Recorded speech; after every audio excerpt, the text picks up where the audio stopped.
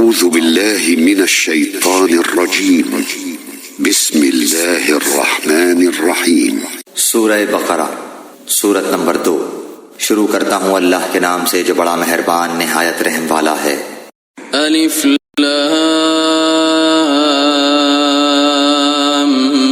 میم۔ الف لام میم۔ مختلف صورتوں کے شروع میں یہ حروف اسی طرح الگ الگ نازل ہوئے تھے۔ ان کو حروف مقطعات کہتے ہیں، اور صحیح بات یہ ہے کہ ان کا ٹھیک مطلب اللہ تعالیٰ کے سوا کسی کو معلوم نہیں۔ یہ اللہ تعالیٰ کی کتاب کا ایک راز ہے جس کی تحقیق میں پڑھنے کی ضرورت نہیں، اور عقیدے یا عمل کا کوئی مسئلہ ان کے سمجھنے پر موقوف نہیں۔ ذلك الكتاب لا ريب فيه هدى للمتقين۔ اس کتاب کے اللہ کی کتاب ہونے میں کوئی شک نہیں، پرہیزگاروں کو راہ دکھانے والی ہے۔ یعنی اس کتاب کی ہر بات کسی شک و شبہ کے بغیر درست ہے۔ انسان کی لکھی ہوئی کسی کتاب کو 100% شک سے بالاتر نہیں سمجھا جا سکتا، کیونکہ انسان کتنا ہی بڑا عالم ہو اس کا علم محدود ہوتا ہے، اور اکثر اس کی کتاب اس کے ذاتی گمان پر مبنی ہوتی ہے۔ لیکن چونکہ یہ کتاب اللہ تعالیٰ کی ہے جس کا علم لامحدود بھی ہے اور 100% یقینی بھی، اس لیے اس میں کسی شک کی گنجائش نہیں۔ کسی کو شک ہو تو یہ اس کی ناسمجھی کی وجہ سے ہوگا۔ کتاب کی کوئی بات شبہ والی نہیں۔ اگرچہ قرآن کریم نے صحیح راستہ ہر ایک کو دکھایا ہے، خواہ وہ مومن ہو یا کافر، اس لیے اس معنی کے لحاظ سے اس کی ہدایت سب کے لیے ہے۔ لیکن نتیجے کے اعتبار سے دیکھا جائے تو اس ہدایت کا فائدہ انہی کو پہنچتا ہے جو اس کی بات مان کر اس کے تمام احکام اور تعلیمات پر عمل کرے۔ اس لیے یہ فرمایا گیا کہ یہ ہدایت ہے ڈر رکھنے والوں کے لیے جو بے دیکھی چیزوں پر ایمان لاتے ہیں۔ الخاتم۔ ڈر رکھنے کا مطلب یہ ہے کہ انسان یہ بات ہمیشہ پیش نظر رکھے کہ اسے ایک دن اللہ کے حضور اپنے تمام اعمال کا جواب دینا ہے، لہٰذا مجھے کوئی ایسا کام نہ کرنا چاہیے جو اس کی ناراضی کا باعث ہو۔ اسی خوف اور دھیان کا نام تقویٰ ہے۔ بے دیکھی چیزوں کے لیے قرآن کریم نے غیب کا لفظ استعمال فرمایا ہے۔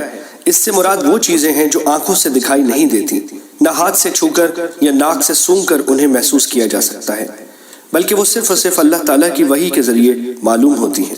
یعنی یا تو قرآن کریم میں ان کا ذکر ہے یا آن حضرت صلی اللہ علیہ وسلم نے وحی کے ذریعے وہ باتیں معلوم کر کے ہمیں بتائی ہیں، مثلاً اللہ تعالیٰ کی صفات، جنت و دوزخ کے حالات، فرشتے وغیرہ۔ یہاں اللہ کے نیک بندوں کی یہ تعریف کی جا رہی ہے کہ یہ لوگ صرف اللہ تعالیٰ اور اس کے رسول صلی اللہ علیہ وسلم کے ارشادات پر یقین کر کے ان چیزوں کو دل سے مانتے ہیں جو انہوں نے آنکھوں سے نہیں دیکھی۔ یہ دنیا چونکہ امتحان کی جگہ ہے، اس لیے اگر یہ چیزیں آنکھوں سے نظر آ جاتی اور پھر کوئی شخص ان پر ایمان لاتا تو کوئی امتحان نہ ہوتا۔ اللہ تعالیٰ نے ان چیزوں کو انسان کی نگاہ سے پوشیدہ رکھا ہے، لیکن ان کے وجود کے بے شمار دلائل مہیا فرما دیے ہیں کہ جب کوئی شخص ذرا انصاف سے غور کرے گا تو ان باتوں پر ایمان لے آئے گا اور امتحان میں کامیاب ہوگا۔ قرآن کریم نے بھی وہ دلائل بیان فرمائے جو انشاءاللہ آگے آتے رہیں گے۔ ضرورت صرف اس بات کی ہے کہ قرآن کریم کو حق طلبی کے جذبے سے غیر جانبدار ہو کر پڑھا جائے، اور یہ خیال دل میں رکھا جائے کہ یہ معاملہ ایسا نہیں ہے کہ اس میں لاپرواہی برتی جائے۔ یہ انسان کی ہمیشہ کی زندگی کی بہتری اور تباہی کا معاملہ ہے، لہٰذا یہ ڈر دل میں ہونا چاہیے کہ کہیں میری نفسانی خواہشات قرآن کریم کے دلائل ٹھیک سمجھنے میں رکاوٹ نہ بن جائیں۔ اس لیے مجھے اس کی دی ہوئی ہدایت کو تلاش حق کے جذبے سے پڑھنا چاہیے، اور پہلے سے دل میں جمے ہوئے خیالات سے ذہن کو خالی کر کے پڑھنا چاہیے تاکہ مجھے واقعی ہدایت نصیب ہو۔